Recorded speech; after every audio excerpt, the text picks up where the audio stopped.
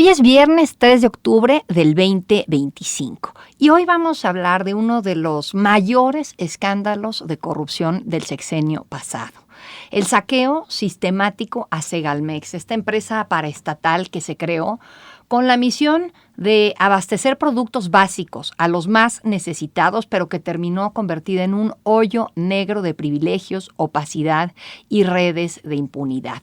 Y para platicarlo, le agradezco a Cédric Raziel y Georgina Serega. ¿Lo pronuncié bien, Georgina? Sí, perfecto. Ellos escribieron este libro, son periodistas y son autores de Licencia para robar, Segalmex, el hoyo negro que devoró a la 4T. Y les agradezco que estén aquí el día de hoy para platicarnos pues de esto, de Segalmex, que incluso ustedes arrancan el libro con una frase del expresidente Andrés Manuel López Obrador reconociendo que ese era como su deuda con la que quedaba. A ver, Georgina, platícanos un poco por qué dentro de todo escogieron investigar Segalmex. Bueno, nosotros llevamos muchos años escribiendo en El País de Segalmex y nos parecía que de alguna forma se necesitaba al concluir el sexenio una especie de libro u obra que abarcara todo lo que significaba y le diera más sentido, ¿no? Un sentido global y no solo una pequeña investigación de un fraude, sino intentar entender qué había detrás de todo ese desfalco. Y fue un poco lo que intentamos hacer, una radiografía de Segalmex, pero en el camino es cierto que encontramos cosas nuevas que no se sabían y logramos hablar con personajes que no habían hablado hasta ahora. Entonces, yo creo que sería bueno arrancar por el proceso de investigación, Cédric. Platícanos. Tú ya has estado aquí en Brújula. Tus textos ahí en El País son siempre muy recomendables leerlos, así es que gracias. ¿Y cómo arranca esta investigación? Bueno, un poco sí, por lo que comenta Georgina, era un poco inexplicable que no hubiera un libro sobre esto. ¿Sabes?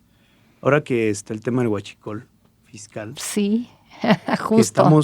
Estamos apenas entendiendo qué está pasando ahí. Yo creo que así empezó lo de Segalmex.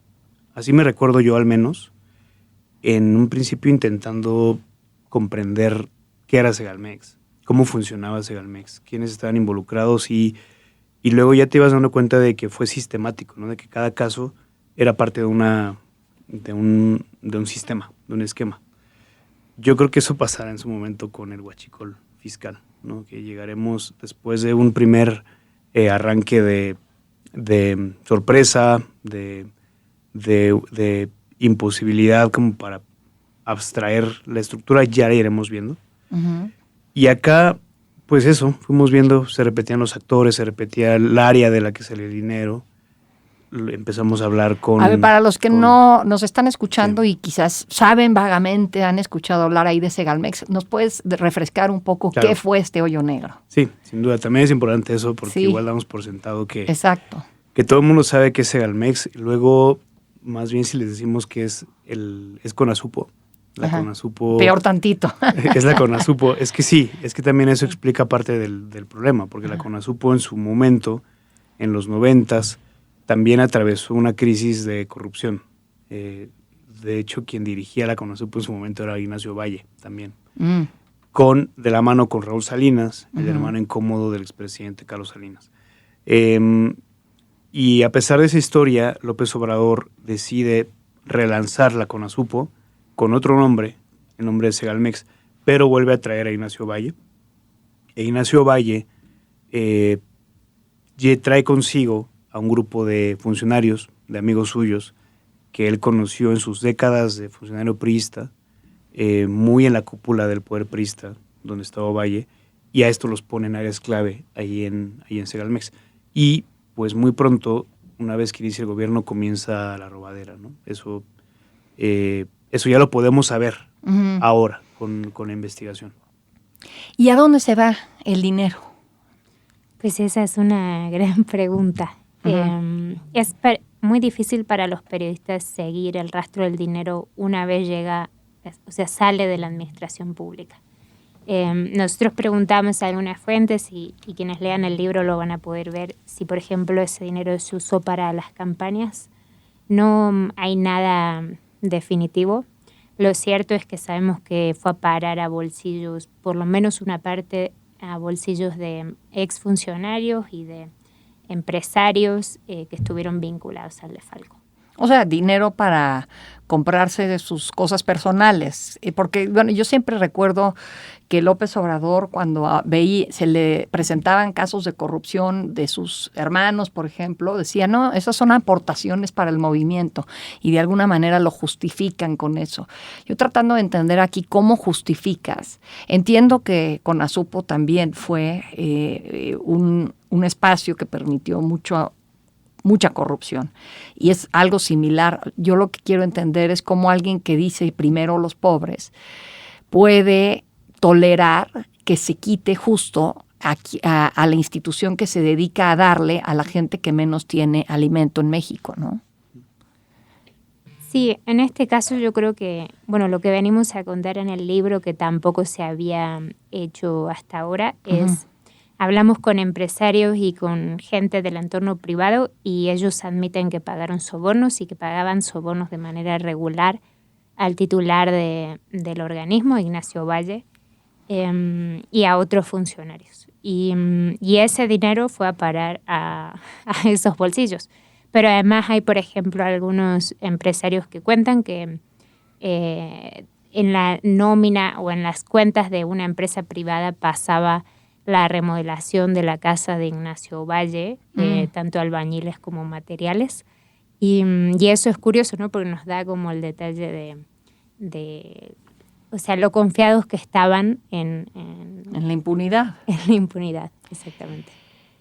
¿Qué fue lo que más les sorprendió? A ver, primero contigo arrancamos, Georgina. De todo lo que encontraron en su investigación, claro. Sí. Bueno, yo creo que una vez que empezás a investigar y llevas mucho tiempo investigando corrupción, hay poco que te sorprenda de los funcionarios. Yo creo que sí me sorprendió un poquito esto que decía recién, ¿no? Cómo se sentían completamente impunes porque todos los amigos de Ignacio Valle y los que estaban alrededor sabían que Ovalle era el padrino político del presidente. Y entonces esa figura servía de manto protector para ellos. Y ellos operaban sabiendo que no les iba a pasar nada, o creían que no les iba a pasar nada, porque el presidente en última instancia iba a proteger a Ovalle, que fue algo que sucedió. Lo que ellos no sabían es que ese manto protector solo se iba a extender sobre Ovalle y no sobre todos los amigos, que acabaron muchos de ellos en prisión. Sí, el hilo luego se acaba rompiendo por lo más delgado, luego creo que se les olvida o pues no sé, no lo toman en cuenta. En tu caso, Cedric, ¿qué fue lo que más te sorprendió de lo que encontraron en la investigación? Bueno, yo creo que además de la magnitud del robo, o sea, de que se daba en las cúpulas de la institución, pero también en los almacenes, en los estados, es decir, y en cualquier etapa de un proceso de producción. Es decir, ¿Y en qué consistía? O sea, ahorita que dices eso, sí. ¿Se llevaban los alimentos y los revendían? ¿O en qué consistía esto?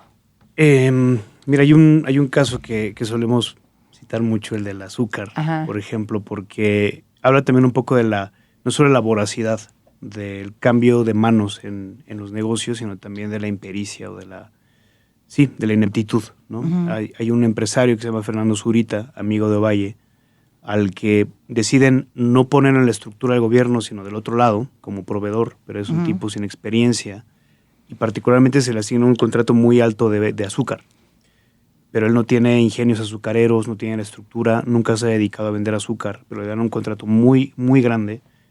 Y cuando llega el momento de entregar el azúcar, él no la tiene. Entonces se pone como loco a buscar a ver quién se la puede vender, pero no logra conseguirlo, pero también ya se gastó el dinero. Entonces a la hora de rendir cuentas no puede entregar ni el dinero ni el azúcar. Y esto es básicamente lo que le lleva a su ruina.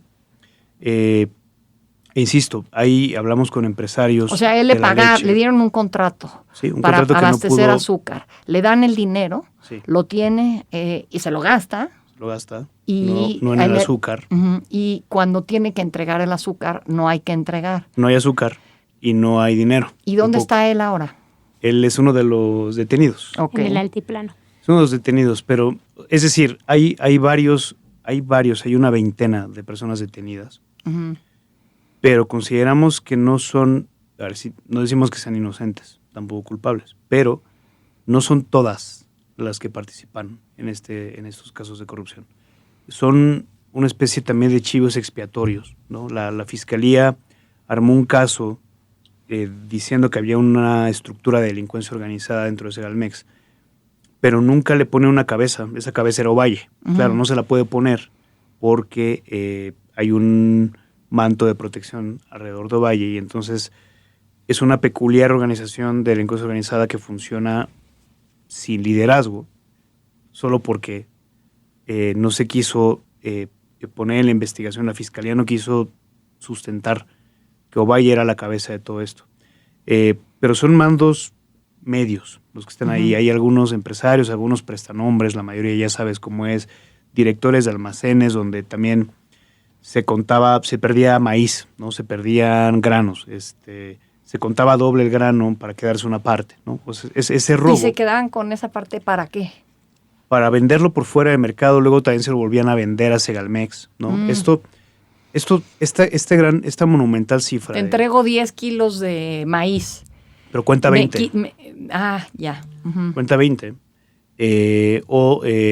Sí, cuenta 20 y entonces te pago 20, pero en realidad hay 10, o también pesaban diferente para, insisto, como volver a ellos a hacer su propio montoncito de granos y volvérselo a vender a Segalmex o por fuera del mercado. Pero estos son los ejemplos de cómo la robadera se daba en muchos niveles y en muchos productos, como para que eso explica por qué hablamos de 3,000 millones de pesos ya definitivamente perdidos, ¿no? No podemos decir que son 3,000 millones de pesos que fueron a la cuenta de una sola persona, sino que la licencia que había para cometer actos de corrupción. Licencia para robar, por eso, como dice su libro. Por eso elegimos el título. Permitía que todo el mundo se sintiera con la libertad de hacer negocios. Y como tú decías en un principio, Ana Paula, pues en una institución quizá en la que menos debería suceder esto, ¿no? No es que sea más justificable en una institución o en otra, pero hay una como en esta donde especialmente es más reprobable, ¿no? Moralmente, yo diría. Sí, totalmente. ¿Qué obstáculos se enfrentaron a la hora de hacer sus investigaciones? ¿Hubo quien les estuviera tratando de meter el pie para que no avanzaran, cosas por el estilo, algo así? Bueno, yo creo que siempre hay un poco eso. Ahora es que quizás se sienten tan impunes que... Bueno, pasa que como las investigaciones avanzaron y sí acabó siendo el mayor escándalo de corrupción del obradorismo, por lo menos conocido hasta el momento. Falta que sepamos bien la magnitud del huachicol fiscal, ¿verdad? Exacto. Finalmente sí empezaron a comportarse de manera más cuidadosa. Yo creo que la mayor dificultad que tuvimos nosotros fue conseguir que las personas hablaran y que los involucrados, algunos de ellos, hablaran, y es algo que agradecemos en el libro al final. Agradecemos mucho a las fuentes porque sabemos que tenían poco por ganar y mucho por perder hablando con nosotros y exponiéndose, sobre todo porque muchas de esas investigaciones siguen abiertas, muchos siguen bajo el ojo de la Fiscalía, entonces sabemos que ha sido difícil para ellos, para los que hablan on the record y off the record. Y en ese sentido yo, por ejemplo, destaco el caso de Manuel Lozano Jiménez, que le entrevistamos en Argentina. Yo puntualmente le busqué durante 2 años a Manuel para que hablara y ya en la recta final decidió hacerlo. Y eso para mí fue muy valioso. Yo creo que para el libro también, porque es la primera vez que habla. Era una especie de número 2 dentro de Segalmex. Era muy amigo de Ignacio Ovalle y cuenta con un detalle que no teníamos, que sucedía puertas adentro. y eso yo creo que le da como otra calidad en términos de información. Y me imagino que buscaron a Ignacio Valle. ¿Qué pasó ahí? Bueno, varias veces, sí. Sí, lo buscamos a él varias veces. Ajá. También a otros personajes igual. Pues nada, no nos contestó. Lo buscamos por correo y por celular, creo que también logramos conseguir estos datos. Y lo último que supimos de él es que estaba escribiendo una novela. Y este dato lo ponemos en el libro porque nos parece que cristaliza bastante bien la impunidad, ¿no? Es decir, es un funcionario que tuvo el tiempo, pero también la templanza, la tranquilidad como para ponerse a escribir un libro. ¿Una novela? ¿No? Una novela, exacto. Pues ese problema, el gran problema, y lo que denunciamos acá es que, por un lado, Ignacio Valle, por el otro, el exconsejero jurídico Julio Scherer, que también lo que encontramos, documentos y denuncias de parte de, con nombre y apellido, de gente que dice cómo él intervino en Segalmex para beneficiar a ciertas empresas, no están siendo considerados en la investigación de la Fiscalía. Ninguno de los dos. Ninguno de los dos. Y que ninguno de ellos, y que bueno, esta es una decisión política, no tiene nada que ver con... Jurídica. Sí, con la técnica, ¿no? Sabemos que es... También tenemos testimonios de involucrados, de gente que frente a los fiscales, estos fiscales les dicen que no se metan con Ovalle, que no lo mencionen, que no vale la pena, que no sirve de nada, ¿no? Hay otros personajes que también, buscando algún criterio de oportunidad, estaban pensando si debían o no declarar contra el exconsejero Scherer y al final deciden no hacerlo porque no saben si eso es bueno o malo para ellos, ¿no? Es decir, si la fiscalía va a hacer algo con eso y les va a beneficiar, o más bien los van a dejar solos y se van a quedar a merced de un personaje que además es muy influyente, muy poderoso, ¿no? Que además se sabe mucho cómo opera. Entonces, como dice Georgina, también intentamos honrar el testimonio de todo el riesgo que asumieron estos personajes. Los que sí quisieron hablar. Sí. ¿Cuál es la conexión, Georgina, de Segalmex con el sexenio actual, con el de Claudia Sheinbaum? Que ya no existe Segalmex, lo desaparecen precisamente por este escándalo de corrupción y nace Alimentación para el Bienestar. Sí. Bueno, lo que venimos a hacer un poco con este libro nosotros es contar que esa historia que repetía López Obrador de que el desfalco en Segalmex solo había ocurrido en los primeros 3 años de su gobierno y que luego se limpió todo, se quitó a Ovalle y se puso a Leonel Cota al frente y ya no pasó más nada. Bueno, esa historia es falsa. Nosotros venimos a contar que durante la segunda mitad del sexenio, bajo la dirección de Leonel Cota, siguieron ocurriendo irregularidades y que esas irregularidades que todavía no se sabe qué monto van a tener a la larga porque la Auditoría Superior de la Federación va varios años por detrás, entonces yo supongo que lo sabremos en el futuro, pero esas irregularidades sucedieron, ya están empezando a salir en las auditorías y eso sucedió bajo la dirección de Leonel Cota, que actualmente es el subsecretario de Agricultura de Sheinbaum y sigue estando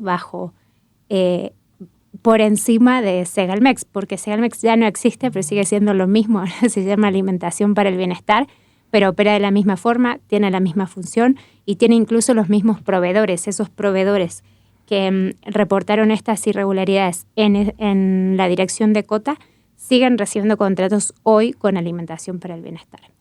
Pues eso es corrupción ya institucionalizada y que trasciende sexenios, ¿no, Cedric? Bueno, sí, yo creo que, mira, estamos a punto de ver cuál será el sello de la presidenta Sheinbaum, ¿no? Frente a casos de corrupción.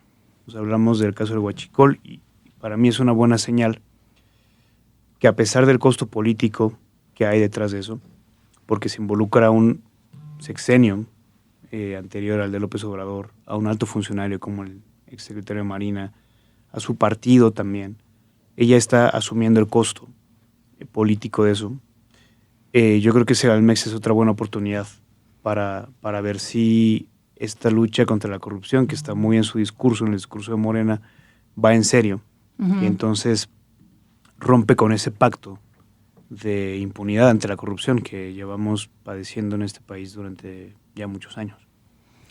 Cédric Raziel y Georgina Cerega, muchísimas gracias por platicarnos de Licencia para robar, Segalmex, el hoyo negro que devoró la 4T. Me parece valiosísimo este tipo de trabajo porque de alguna forma pues documenta lo que pasa y pues es la manera como podemos empezar a pensar en un México distinto sin esta corrupción institucionalizada. De verdad, muchas gracias y felicidades por el trabajo y aquí lo seguiré leyendo. Muchas gracias a ti también por la invitación. Gracias. Muchas gracias.